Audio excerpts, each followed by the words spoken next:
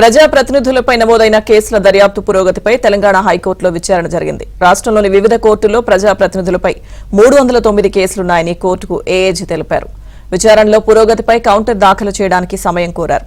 ఈ నెల 31 కల్లా అన్ని కేసుల విచారణలో పురోగతిపై వివరాలు సమర్పించాలని కోర్టు ఆదేశించింది.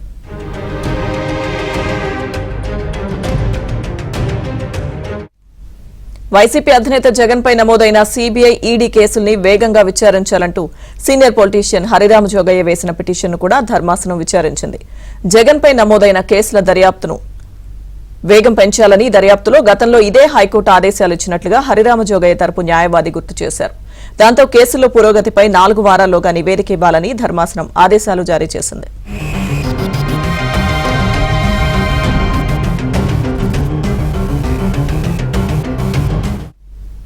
హైకోర్టు ఆదేశాలకు సంబంధించిన పూర్తి అప్డేట్స్ మా ప్రతినిధి ప్రవీణ్ అందిస్తారు.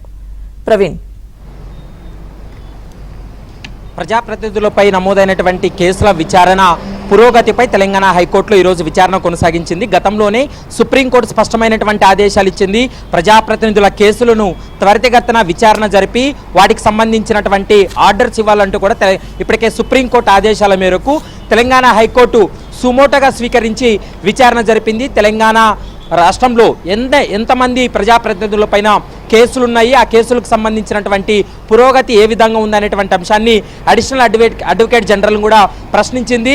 తెలంగాణ రాష్ట్రంలో దాదాపు 309 కేసులు ప్రస్తుతం విచారణ దశలో ఉన్నాయి, పురోగతిలో ఉన్నాయనేటువంటి అంశాన్ని అడిషనల్ అడ్వకేట్ జనరల్ తన వాదనలు కూడా వినిపించడం జరిగింది.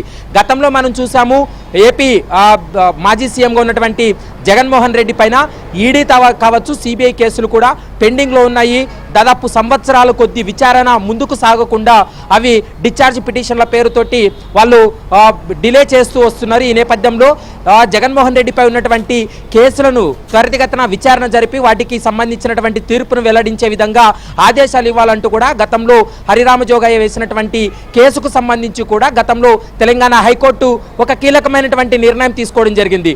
కేవలం జగన్మోహన్ రెడ్డికి సంబంధించినటువంటి కేసులే కాదు, రాష్ట్ర వ్యాప్తంగా ఉన్నటువంటి ప్రజాప్రతినిధుల కేసులను త్వరితగతిన విచారణ జరిపి ఆదేశాలు ఇవ్వాలంటూ కూడా అన్ని కోర్టులకు కూడా తెలంగాణ హైకోర్టు ఆదేశాలు ఇచ్చింది. ఆ అంశాన్ని మరోసారి ఈరోజు తెలంగాణ హైకోర్టులో వారి తరపున అడ్వకేట్ జనరల్ కూడా తన వాదనలు కూడా వినిపించడం జరిగింది. మరోవైపు దాదాపు 309 కేసులు ఏవైతే ఉన్నాయో ఆ కేసులకు సంబంధించినటువంటి స్టేటస్ ఏ విధంగా ఉందనేది మార్చి 31వ తారీఖు అంటే ఈ నెల ఎండింగ్ వరకు కూడా పూర్తి స్థాయిలో వివరాలన్నింటినీ కూడా సమర్పించాలి. ఆ 31 వరకు పురోగతి ఏ విధంగా ఉందనేటువంటి అంశానికి సంబంధించినటువంటి వివరాలను 4 వారాల్లోగా ఇవ్వాలంటూ కూడా ఆదేశాలు ఇస్తూ తదుపరి విచారణ 4 వారాలకు వాయిదా వేసింది. ఇందులో జగన్ కేసులు కావచ్చు, ఇతరత్ర ప్రజాప్రతినిధుల కేసులకు సంబంధించినటువంటి వివరాలు కూడా న్యాయస్థానం ముందు పెట్టినప్పుడు ఆయా కోర్టులకు కూడా తెలంగాణ హైకోర్టు కొంత డైరెక్షన్స్ ఇచ్చేటువంటి అవకాశం అయితే కనపడుతుంది.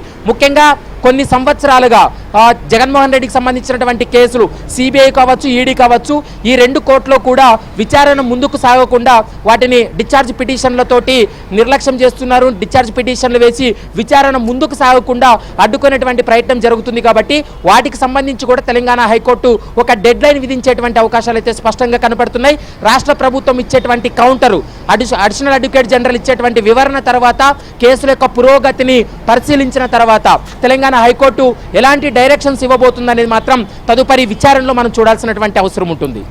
రైట్ ప్రవీణ్.